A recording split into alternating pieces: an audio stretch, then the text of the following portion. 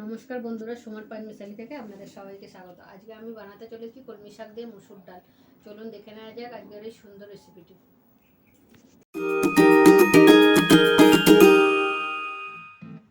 কড়াটা গরম আছে, আমি এবার সর্ষের তেল দিয়ে দেব।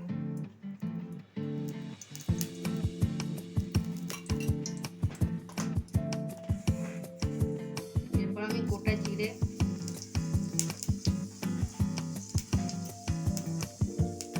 শুকনো লঙ্কা, পেঁয়াজ কুচি দিয়ে দিলাম। দিয়ে এবার এটা একটু ভেজে নেব।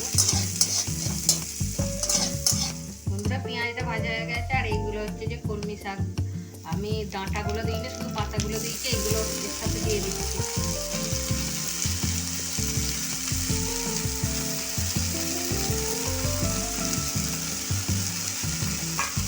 দিয়ে এগুলো একটু ভেজে নেব।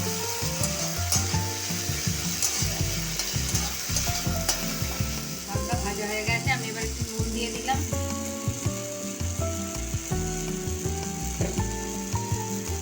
এরপর হলুদ গুঁড়ো,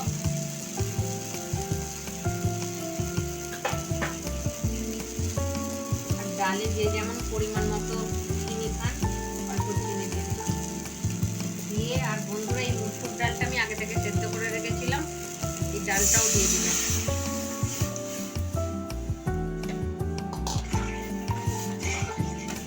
আর বন্ধুরা, গরমের দিনে কি খাবো না খাবো ঠিক করতে পারছি না, প্রচন্ড গরমও পড়েছে। সেই জন্যে কলমি শাক খুব শরীরের পক্ষে ভালো, আর খুব ঠান্ডা কলমি শাক আমি করলাম। যেহেতু গরমটা পড়েছে সেই জন্য আমি এই রান্নাটাই দেখালাম। সহজে মানে হয়েও যায়, আর তার মানে শরীরের পক্ষে উপকার। বন্ধুরা দেখুন, ডালটা হয়ে গেছে। আমি এবার একটু সর্ষের তেল দিয়ে নামিয়ে নেব। খুব উপকার। দেখুন হয়ে গেছে, আমি এবার নামিয়ে।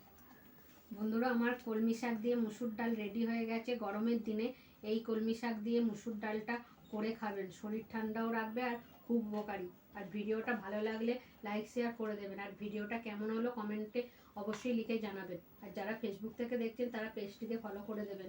আর যারা ইউটিউব থেকে দেখছেন তারা চ্যানেলটাকে সাবস্ক্রাইব করে দেবেন। আজকের ভিডিওটা এই পর্যন্ত। সবাই সুস্থ থাকবেন, ভালো থাকবেন।